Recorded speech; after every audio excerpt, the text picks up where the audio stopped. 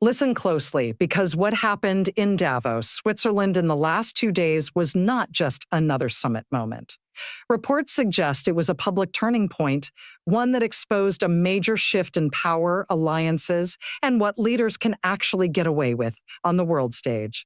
Picture the scene. The Swiss Alps, Davos, January 2026. The world's richest executives, top generals, and presidents all in one place, watching every word, every pause, every reaction. And in the same hall, less than 24 hours apart, two leaders gave speeches that could not have been more different. One speech, sources indicate, landed like a wake-up call, calm, direct, and focused on what comes next for the West. The other speech, according to multiple observers, looked like a leader trying to escape a corner he backed himself into. The headlines right now are pushing the idea that Donald Trump got a deal, that he secured a framework, that he walked away with a win. But analysts believe that's not the real story. The real story is this. A Canadian prime minister stepped onto the Davos stage and delivered a message that forced the room to think differently about NATO, about Greenland, about the future of global power. And then, less than a day later, Donald Trump walked onto the same stage and did something we almost never see him do in public. He pulled back. Let's walk through it carefully, because the timeline matters. It starts on Tuesday, January 20th, when Mark Carney took the podium. Now, if you're not familiar with Mark Carney, it's important to understand why people in Davos take him seriously the moment he opens his mouth. He's not a career TV politician. He's a financial heavyweight, former governor of the Bank of Canada, former governor of the Bank of England, and still, as far as many experts can tell, the only person to ever hold both jobs. So when he talks about money, power, global stability, and how countries protect themselves, the people managing trillions don't scroll their phones. They listen. And Carney didn't come to Davos to give a soft speech filled with feel-good phrases. He delivered a blunt warning. He told that room that the older rules-based world system, what Western leaders have talked about since World War II, is finished, not fading, not under stress, not a changing, over. And then he used a word that in that kind of setting carries a lot of weight. He called it a rupture. Not a smooth shift, not a careful update. A rupture, meaning something tearing apart. A break so serious that you don't just patch it up with a few meetings and a nice group photo. But here's the part that made people sit up straight. Carney didn't just describe the problem. He didn't just say, "This is scary, let's hope for the best." He laid out a plan. And in doing that, he challenged Donald Trump without ever saying the name a Trump. Carney said middle countries, countries that are strong but not superpowers, have been living under what he called a useful fiction, a comfortable story. The story that everyone plays by the same rules. The story that international law matters equally for all. The story that big nations show restraint because they respect the system. Carney basically said, we all knew that story wasn't fully true. He admitted what many leaders rarely say out loud, that powerful countries bend the rules when it suits them, that trade rules often hit smaller nations harder, and that global justice doesn't always apply the same way depending on who is involved. Then he delivered the line that, according to people who were watching closely, cut through the polite Davos atmosphere like a blade. He said you cannot keep living in the lie of a mutual benefit through global integration if that integration becomes the way you get controlled. In plain terms, if being tied to a stronger partner stops helping you and starts trapping you, then that relationship is no longer a partnership. And in that room, everyone understood who he was talking about. Because at that exact moment, reports suggest Donald Trump was escalating pressure on Greenland in a way that alarmed Europe. Trump had been publicly talking about Greenland as if it was something to be purchased or taken for a national security. He had made comments that raised questions about whether he would rule out force. He had threatened Denmark, an ally, with economic punishment. He had reportedly widened tariff threats to multiple European countries. And in Europe, this wasn't being treated like a joke anymore. So Carney spoke directly to what he called a middle powers: Canada, France, Germany, Australia, countries with real strength, but not enough to stand alone if a giant decides to squeeze them. And he gave them a warning that in Davos language is about as direct as it gets.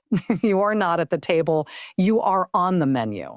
That line hit hard because it wasn't theoretical. It was happening in real time. Carney's message to Europe was clear, even without naming names. You either stand together or you get picked apart one by one. Then Carney laid out what Canada has reportedly been doing since he became prime minister. More defense spending, faster military planning, more trade and security deals across several continents, closer coordination with the European Union, building what he called strategic autonomy, meaning the ability to say and know when pressure comes. And then he addressed Greenland directly. Canada, he said, stands firmly with Greenland and Denmark and supports their right to decide Greenland's future. He framed it as a test for NATO. And he said Canada's commitment to Article 5, the idea that an attack on one is an attack on all, was not negotiable. He also pushed back against tariff threats, warning that using economic punishment inside alliances weakens everyone. The speech was delivered in both English and French. Calm tone, tight wording, no drama, but the meaning was devastating. And the reaction, according to coverage and commentary, was immediate. Observers described it as one of the strongest Western speeches in years. Analysts across Europe praised the clarity, and many people noted the same thing. Someone finally said out loud what others have only whispered. Now fast forward less than 24 hours.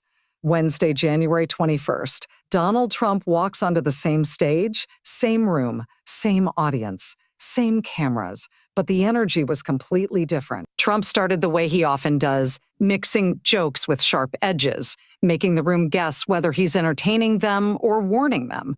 Then he moved to Greenland. And this is where it gets interesting, because what followed looked to many analysts like damage control. For weeks, Trump had been escalating. First, he framed Greenland as a security issue. Then he made comments that seemed to leave the door open to military pressure. Then reports suggest there was a publicity push, Trump Jr. visiting Greenland and handing out MAGA hats in a way that looked more like a campaign moment than diplomacy.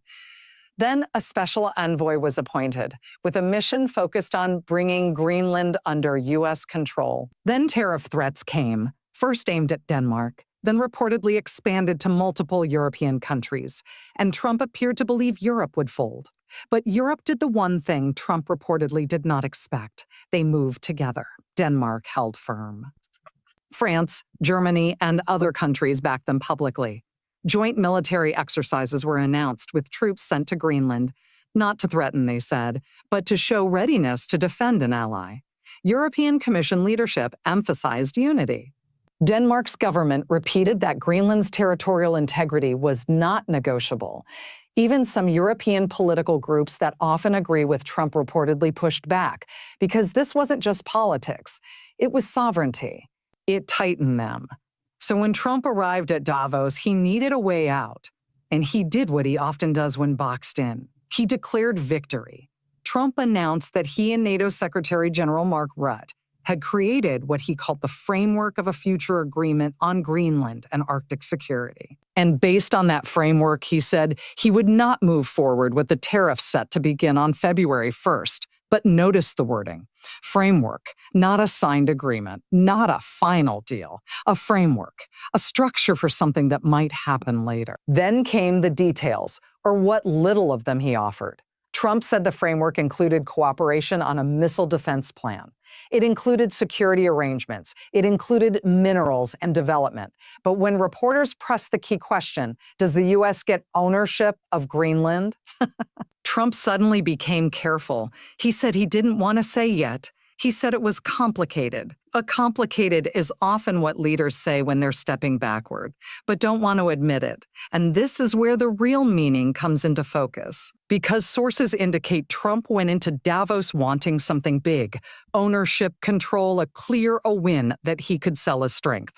He had talked like anything less would be unacceptable. He had used threats, military language, economic pressure, and public stunts to make it look like Denmark and Europe would eventually give in. But Europe called the bluff. Denmark didn't panic. France and Germany didn't split. The EU didn't freeze. And when the possibility of force was discussed, the message was clear. If Greenland is attacked, NATO faces an internal war, something the alliance was never built to survive. That would mean the U.S. attacking a NATO-linked territory and potentially triggering Article 5 arguments in the other direction.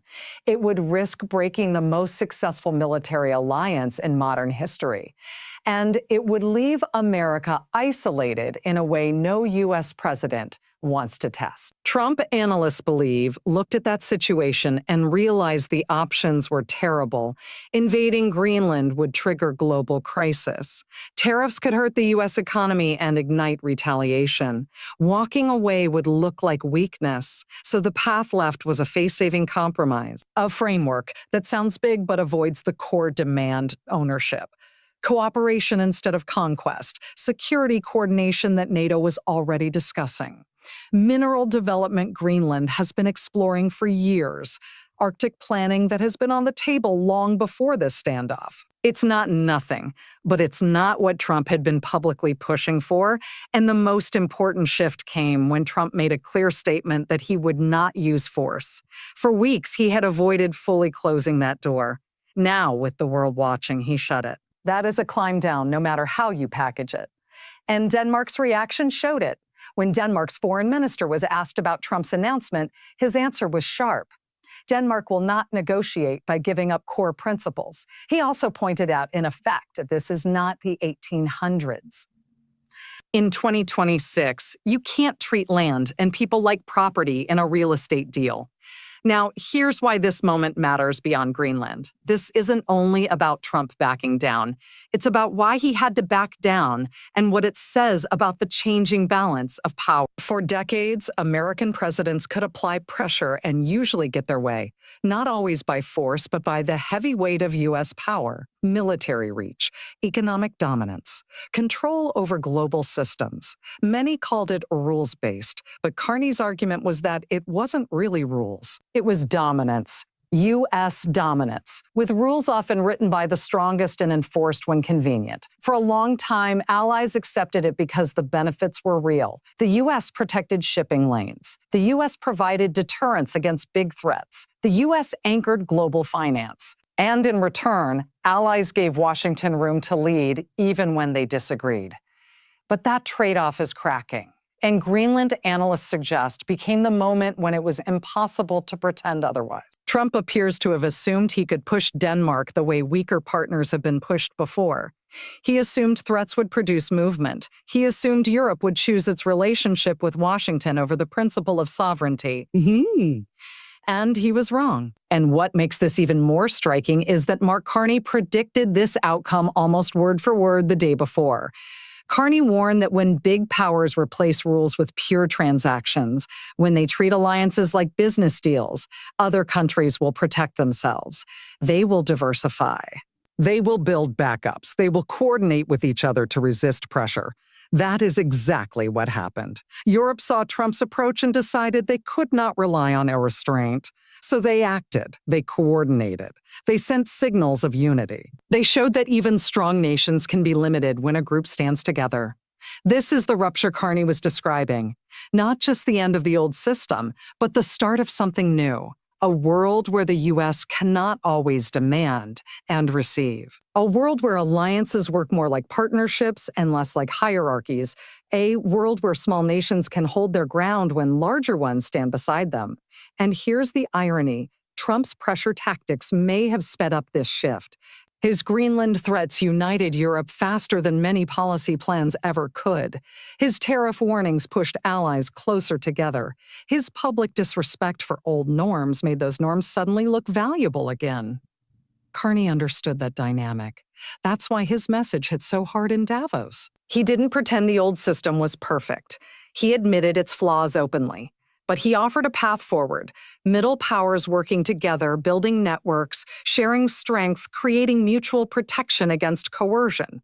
Carney's keyword was that together, because Trump's approach depends on one-on-one pressure, isolating a target, squeezing them privately, forcing a deal. But that strategy collapses when smaller powers coordinate, when Denmark isn't alone, when France, Germany, the UK, Canada, and others align. when resistance becomes collective. And that's what Davos revealed.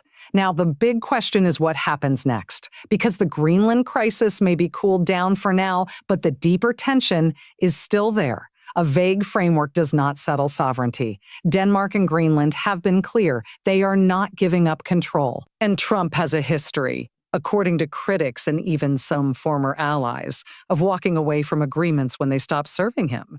So this could flare up again, especially if Trump feels embarrassed by how it played out. Because even if he declared victory, many people watching saw something else. He pushed. Europe unified. He stepped back. And leaders who feel challenged sometimes try to regain control through escalation. But something has changed. Europe now knows unity can work. NATO allies have shown they will defend each other even when pressure comes from Washington itself. Middle powers have learned that coordination can limit even a superpower. And that precedent is huge. It changes the next negotiation. It changes the next threat. It changes what countries believe is possible. The next time Trump makes a demand, allies will remember Greenland. They'll remember that resistance is possible. They'll remember that unity offers protection. They'll remember that sovereignty can be defended. And this doesn't only affect U.S. Europe relations, it raises questions everywhere. If Europe can resist U.S. pressure over Greenland, what does that mean for Asia? For Latin America? For regions where Washington has long expected deference? Carney said the old rules-based order is over. But the chaos Trump hoped to use may be creating something else. Coalitions, shared defense planning, a more multipolar world where dominance is harder to keep. And the economic impact could be massive. Markets hate uncertainty. When a U.S. president threatens harsh steps against allies, investors react. Money moves. Supply chains get reconsidered. Risk rises.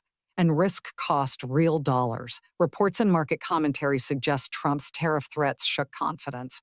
Then when he announced the framework, markets calmed down. But many investors now understand the bigger issue, unpredictability, and unpredictability is expensive. Companies thinking about expanding in the U.S. may hesitate. Partners negotiating trade deals may start hedging. Diplomatic allies may calculate whether alignment with Washington is worth the volatility. Trust doesn't collapse in one day. It erodes slowly, then suddenly. And once it's gone, rebuilding it can take years. European leaders seem to understand that. That's why they've been so firm in public messaging. They're not only defending Denmark. They're defending the idea that threats should not become normal inside alliances. They're defending sovereignty. They're defending mutual respect. And Carney handed them a lens to see this moment not only as danger, but as opportunity.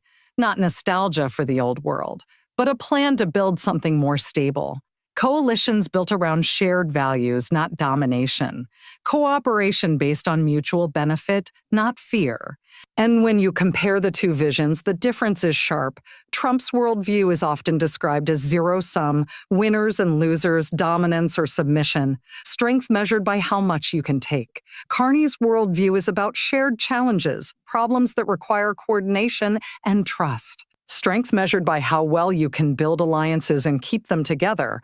One vision looks backward. One vision points toward whatever comes next. And in Davos, the world saw both visions on full display. One day apart, same venue, same crowd. Carney spoke like someone preparing for the future. Trump spoke like someone discovering limits. That's the story people will remember. Not a framework, not a temporary pause in tariffs, but the public demonstration that even American power has boundaries. Trump arrived wanting dominance over Greenland. He left having stepped back from his biggest demands. He called it a win, but many watching saw the retreat, and Carney didn't need to attack Trump directly. He didn't need to. He simply offered a different model of leadership, one not based on intimidation. So now we wait. Will Trump hold to this framework, or will he return to pressure if he feels challenged again? Will Europe stay united, or will internal politics pull it apart? Will this Davos moment become a true turning point, or just a pause before the next confrontation? Because here's the unsettling part. If this was only the beginning, what happens when the next crisis hits and the next leader decides to test just how far threats can go? What do you think? Did Trump really end the Greenland standoff? Or did Davos just set the stage for something much bigger?